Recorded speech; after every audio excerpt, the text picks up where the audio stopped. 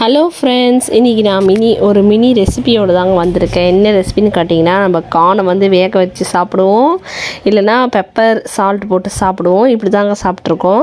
இன்றைக்கி வந்து புதுசுன்னு சொல்ல முடியாது, சரி என் தம்பிக்கு ரொம்ப ஃபேவரட் டிஷ் இதுதான் வந்து இன்றைக்கி செய்ய போகிறேன். கார்னை ஃபஸ்ட்டு நல்லா வேக வச்சு எடுத்துகிட்டு ஒரு லைன் பிரிக்கிறவள தாங்க கஷ்டம். அதுக்கப்புறம் ஈஸியாக அதுமாரி அப்படியே வந்து பிரிச்சுக்கலாம். அது கூட வந்து தனி மிளகாத்தூள், கொஞ்சம் கரம் மசாலா, கொஞ்சம் வந்து கொத்தமல்லி தூள், கொஞ்சம் மிளகுத்தூள், கொஞ்சம் உப்பு சேர்த்துட்டு நல்லா மிக்ஸ் பண்ணிக்கோங்க. இதை அப்புறம் தேவையான அளவு கார்ன்ஃப்ளவர் மட்டும் போட்டு லைட்டாக தண்ணி மட்டும் தெளிச்சுக்கோங்க, ஊற்றிடாதீங்க. நல்லா நம்ம வந்து மேரினேட் பண்ணி எடுத்துகிட்டு நல்லா ஆயிலில் வந்து நம்ம அதை ஃப்ரை பண்ணி எடுத்துக்கணும்.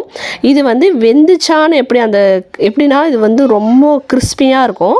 இது எப்படி நம்ம ஃப்ரை ஆகிடுச்சான்னு கண்டுபிடிக்கிறதுனா அது வெடிக்கும். ஸோ நம்ம வந்து போட்டுட்டு கொஞ்சம் பிளேட் லிட் போட்டு மூடிடுங்க.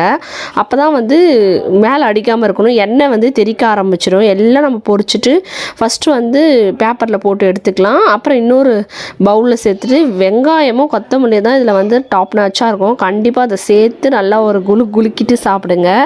இது ஒரு பக்கா ஈவினிங் ஸ்நாக்குங்க.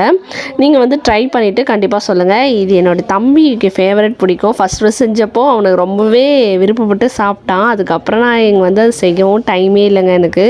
சரி, எங்கள் வீட்டுக்காருக்கும் இது ரொம்ப பிடிக்குமா, அதனால் இன்றைக்கி செஞ்சு கொடுப்போம். செஞ்சேன். நீங்கள் வந்து அதுமாரி என்ன செஞ்சு